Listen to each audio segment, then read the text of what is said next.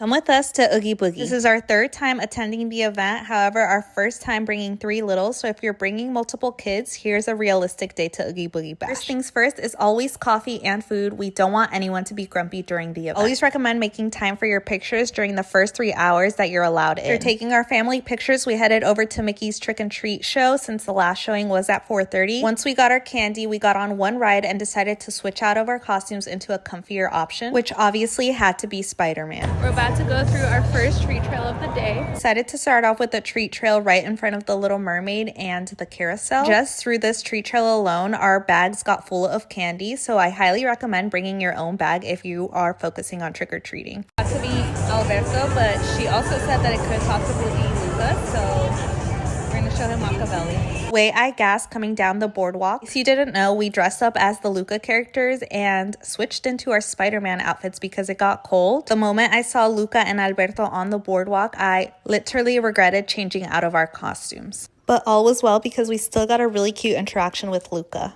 Next on the list was to ride the Spider-Man ride, but we actually ended up running into him and obviously had to stop to take pictures in our costumes. Then jumped in line to meet Agatha, Oogie Boogie, and Ernesto de la Cruz. These are my top 3 characters at Oogie Boogie, so I definitely did not want to miss them. Though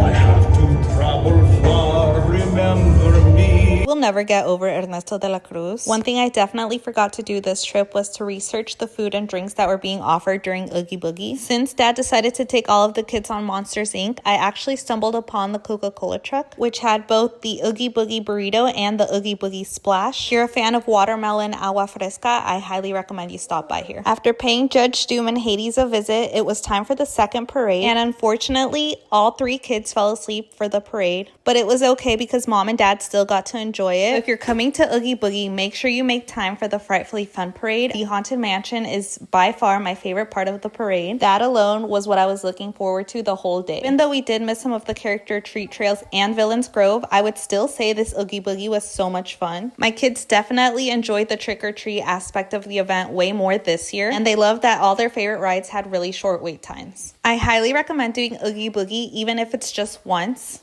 But if you're interested in seeing our Oogie Boogie Bash Day more in depth, I am uploading a YouTube video soon. Make sure you guys go subscribe, but happy Halloween.